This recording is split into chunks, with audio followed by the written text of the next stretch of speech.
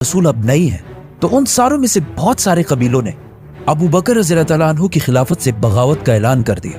आप सल्लल्लाहु अलैहि वसल्लम के टाइम पर यह इस्लामिक एम्पायर इस सारे इलाके पर फैली हुई थी, लेकिन अरब कबीलों की बगावत के बाद अब इस्लामिक एम्पायर सिर्फ इतने इलाके तक महदूद रह गए। और ये जो निशान है, इन सारे इलाकों में बगावतें हुई। ये सारी बगावतें एक जैसी नहीं, बल्कि इनकी दो टाइप्स थी। एक, जिन्होंने रसूलुल्लाह सल्लल्लाहु अलैहि वसल्लम के बाद मदीना की खिलाफत को ज़कात देने से इनकार कर दिया, और दूसरे वो जिन्होंने तो हद ही कर दी।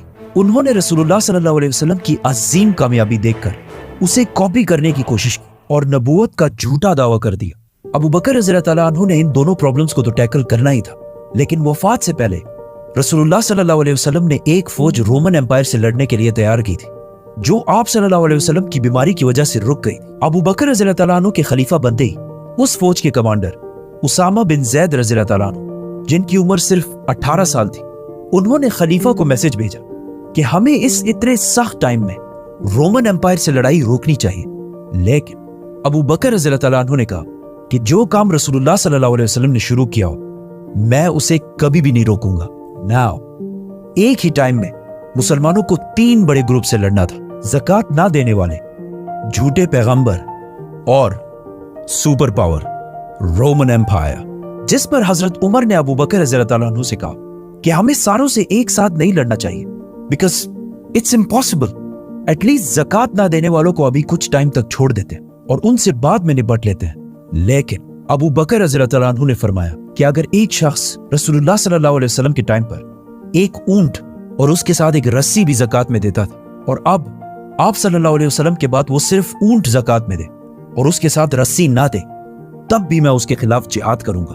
अबू बकर रज़ियल्लाहु तआला अन्हु को इस बात का पता था कि अगर आप सल्लल्लाहु अलैहि वसल्लम के बाद मुसलमानों ने आहिस्ता आहिस्ता चीजों को बदलना शुरू किया, तो इससे एक दिन इस्लाम को भी खतरा हो सकता है। तो उन्होंने सबसे बड़ा काम अपनी खिलाफत में यह किया कि जो काम भी रसूलुल्लाह सल्लल्लाहु अलैहि वसल्लम के टाइम पे जिस तरह होता था, उसको एग्जैक्टली उसी तरह जारी रखा।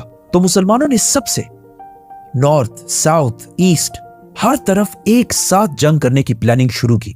सबसे पहले उसामा रज़ियल्लाहु तआला अन्हु अपनी फौज के साथ रोमन एम्पायर, बिज़ंटीन एम्पायर की तरफ रवाना हुए। जाने से पहले अबू बकर रज़ियल्लाहु तआला अन्हु ने उन्हें वही इंस्ट्रक्शंस दी जो रसूलुल्लाह सल्लल्लाहु अलैहि वसल्लम जंग से पहले दिया करते थे, कि किसी भी औरत, बच्चे या बूढ़े पर अंडर एनी सर्कमस्टांसेस हाथ नहीं उठाना, और दरख्तों को भी बगैर किसी वजह के नहीं काटना, और इवन जो दूसरे रिलीजन्स के प्रीस्ट्स हैं उन्हें भी कुछ नहीं कहना। मतलब सिर्फ उनसे लड़ना है जो तुमसे लड़े।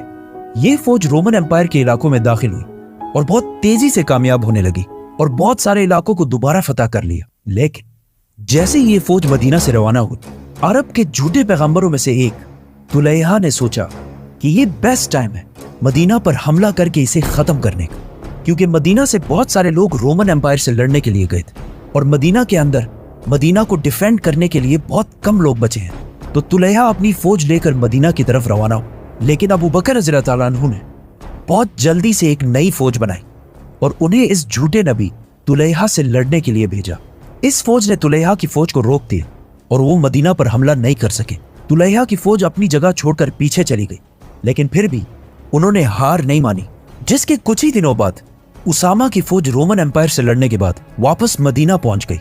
अब मदीना बिल्कुल सिक्योर हो चुका था, क्योंकि मुसलमानों की सारी फौज मदीना पहुंच चुकी थी। तो अबू बकर रज़ियल्लाहु तआला अन्हु ने पूरे अरब को वापस इस्लाम की तरफ लाने के लिए मुसलमानों की फौज को 11 हिस्सों में डिवाइड किया, क्योंकि मुसलमानों ने अब ऑलमोस्ट पूरे अरब से लड़ना था, सिवाय मक्का के। मक्का के लोग इससे पहले हमेशा मुसलमानों के सबसे बड़े दुश्मन होते थे, लेकिन उन्होंने इस इतने सख्त टाइम में अबू बकर रज़ियल्लाहु तआला अन्हु की खिलाफत को फुल सपोर्ट किया। अबू बकर रज़ियल्लाहु तआला अन्हु ने मुसलमानों की फौज के 11 डिविजन्स बनाए, जिसमें सबसे बड़ी फौज खालिद बिन वलीद रज़ियल्लाहु तआला अन्हु को दी गई, क्योंकि खालिद बिन वलीद को ज़कात ना देने वाले मालिक बिन नुवैरा और 3 बड़े झूठे पैगंबरों से लड़ना था। तुलैहा, जो मदीना के सबसे करीब था, सजा, जो एक फीमेल फॉल्स प्रॉफिट थी, और सबसे आखिर में मुसैलमा। तो इन 11 फौजों में सबसे पहले खालिद बिन वलीद रज़ियल्लाहु तआला अन्हु की फौज रवाना हुई, जिसके बाद अबू जहल के बेटे इक्रिमा रज़ियल्लाहु तआला अन्हु, जो अब मुसलमान हो चुके थे, उन्हें अबू बकर रज़ियल्लाहु तआला अन्हु ने यमामा की तरफ भेजा ताकि वो जाकर मुसैलमा की फौज को आगे बढ़ने से रोक सके, और जिससे खालिद बिन वलीद रज़ियल्लाहु तआला अन्हु को इतना टाइम मिले کہ وہ باقی سارے ریبلز کو ختم کر کے مسلمہ کی طرف آئے۔ جانے سے پہلے ابو بکر رضی اللہ عنہ نے اکرمہ رضی اللہ عنہ کو کلیئر آرڈرز دے دیے تھے کہ تم نے صرف مسلمہ کی فوج کے سامنے پڑاؤ ڈالنا ہے، حملہ نہیں کرنا جب تک خالد بن ولید کی فوج نہ پہنچ جائے۔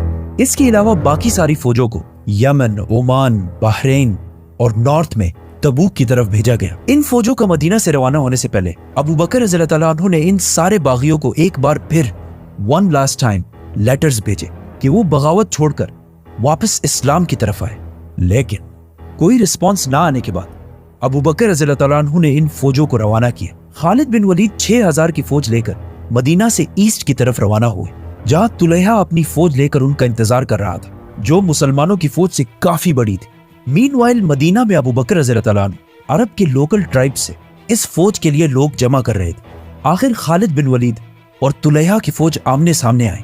طلحہ اپنی فوج کے بالکل پیچھے کھڑا تھا اور اپنے لوگوں کو بار بار بول رہا تھا کہ میرے خدا نے مجھے کہا ہے کہ آج ہم یہ جنگ ضرور جیتیں گے۔ جیسے ہی جنگ شروع ہوئی، مسلمانوں کی فوج خالد بن ولید کی لیڈرشپ میں دشمنوں کی رینکس کو بہت آسانی سے توڑ کر آگے بڑھنے لگی اور ان کے سینٹر تک پہنچ گئی۔